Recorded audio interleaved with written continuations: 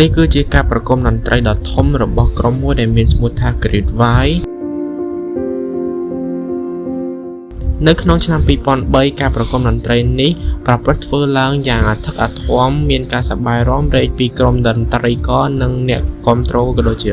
fan club របស់ពួកគាត់ជាខ្លាំងដោយការគ្រងទុកប៉ុន្មាននាទីក្រោយមកមានការភ្លើងឆេះក្នុងក្លឹបនេះយ៉ាងខ្លាំង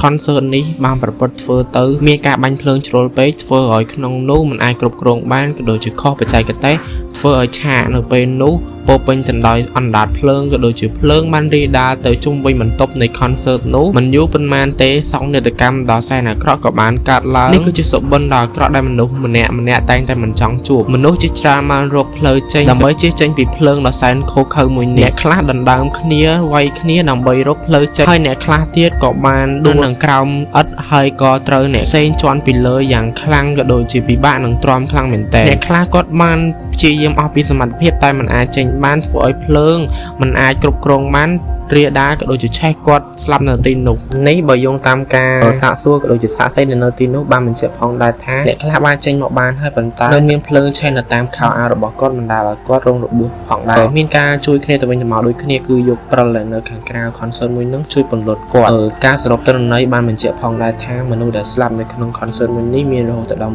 100នាក់និងអ្នករងរបួសមានរហូតដល់200នាក់នេះគឺជាការប្រគំតន្ត្រីដ៏សែនអាក្រក់មួយរបស់ក្រុមតន្ត្រីអ្នកណាដែលជាតន្ត្រីក៏តែងតែមិនចង់ជួបនៅបញ្ហាដ៏អាក្រក់ក៏ដូចជាសោកនាដកម្មដ៏អាក្រក់មួយនេះឡើយជួបគ្នាម្ដងទៀតនៅពេលក្រោយបាយបាយ